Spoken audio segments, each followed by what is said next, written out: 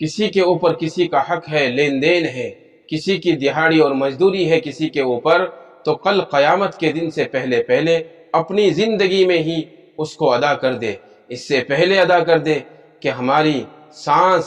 ہمارے بدن سے نکل جائے، اس سے پہلے ہم ادا کر دے، قبر کی منزل سے پہلے ہم دوسروں کے حقوق کو ادا کر دے کہ کل قیامت کا دن ہوگا جہاں نہ رشتہ داری کام آئے گی، نہ تعلق کام آئے گے، نہ دوست کام آئے گے، نہ بیوی کام آئے گی، نہ رشتہ دار کام آئے گے، نہ بچے کام آئے گے۔ وہاں تو صرف اگر کام آئے گا تو نیک اعمال کام آئے گے، اللہ کے یہاں وہ اعمال کام آئے گے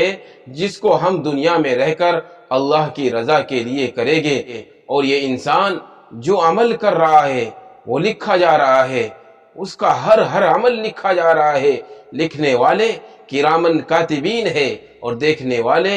رب العالمین ہے، لا يعزب عنہ مثقال ذرہ، کہ جس کی نظروں سے رائی کے دانے کے برابر بھی کوئی چیز چھپی ہوئی نہیں ہے، کوئی چیز جس کی نظروں کے سامنے سے چھپی ہوئی نہیں ہے۔ اگر کوئی انسان یہ سمجھ رہا ہے کہ میں معاملات میں کمی کر کے، معاملات میں کوتاہی کر کے میں بچ جاؤں گا، تو اس کا غلط خیال ہے، کیونکہ لکھنے والے اللہ کے فرشتے ہیں، کیسے بچیں گے؟ دیکھنے والے اللہ رب العالمین ہے، کیسے بچے گا؟ لکھنے والے اللہ کے معصوم فرشتے ہیں اور دیکھنے والا رب العالمین ہے، کیسے بخشش ہو جائے گی؟ کیسے بخشش ہو جائے گی؟ اس لیے اپنے معاملات میں کوتاہی اور کمی نہ کرے، اپنے بیویوں کے خاطر، اپنے بچوں کے خاطر، اپنے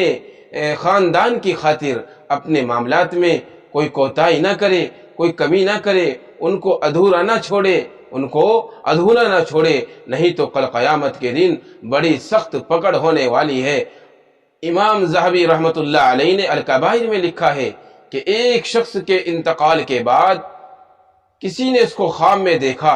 اور دیکھا کہ عذاب میں مبتلا ہے۔ پوچھا کہ تم عذاب میں مبتلا کیسے ہو گئے ہو؟ اس نے کہا کہ میں نے اپنی زندگی میں کسی آدمی سے ایک سوئی لی تھی، اپنے کسی کام کی وجہ سے میں اس کو دینا بھول گیا